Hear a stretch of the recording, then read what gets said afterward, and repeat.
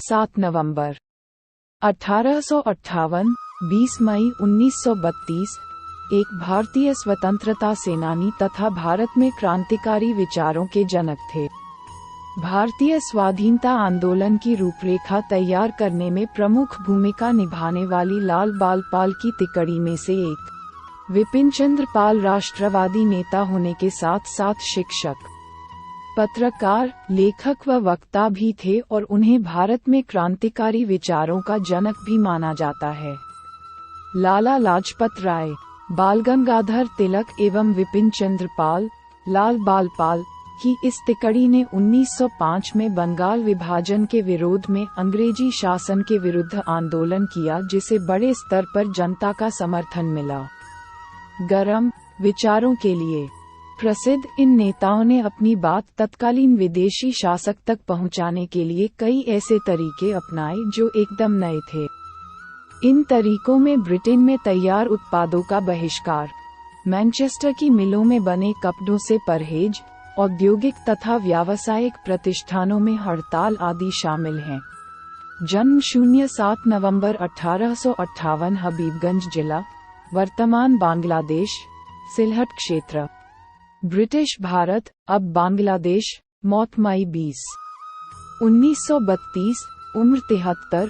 शिक्षा की जगह कलकत्ता विश्वविद्यालय। पेशा राजनीतिज्ञ, स्वतंत्रता संग्राम सेनानी, राजनैतिक पार्टी भारतीय राष्ट्रीय कांग्रेस। उनके अनुसार विदेशी उत्पादों के कारण देश की अर्थव्यवस्था खस्ताहाल हो रही थी और यहाँ के लोगों का काम भी छिन रहा था।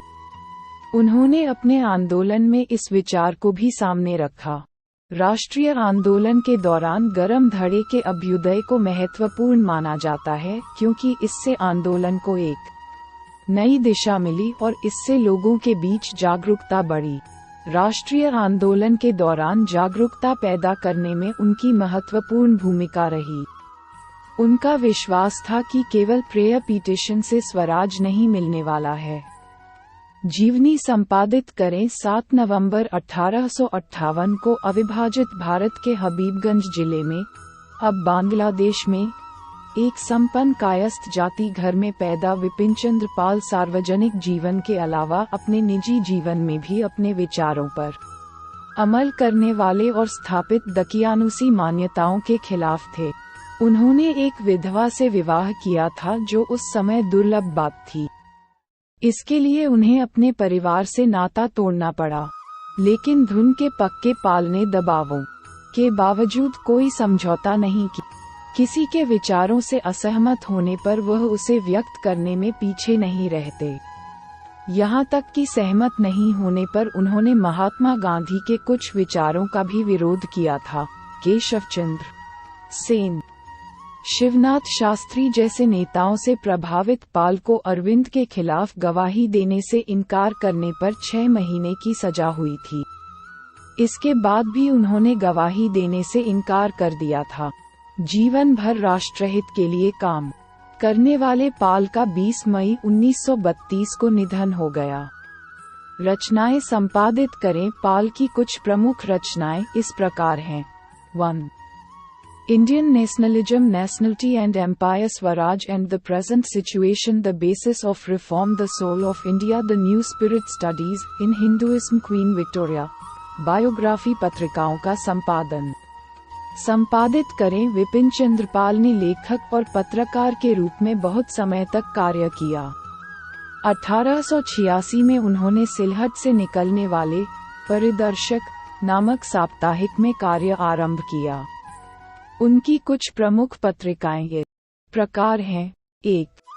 परिदर्शक 1880, Bengal public opinion 1882, Lahore tribune 1887, the new India 1892, the independent India 1901, Vande Mataram 1906, 1907, Swaraj 1908, 1911, the Hindu review 1913, the democrat 1919, 1920, Bengali 1924, 1925।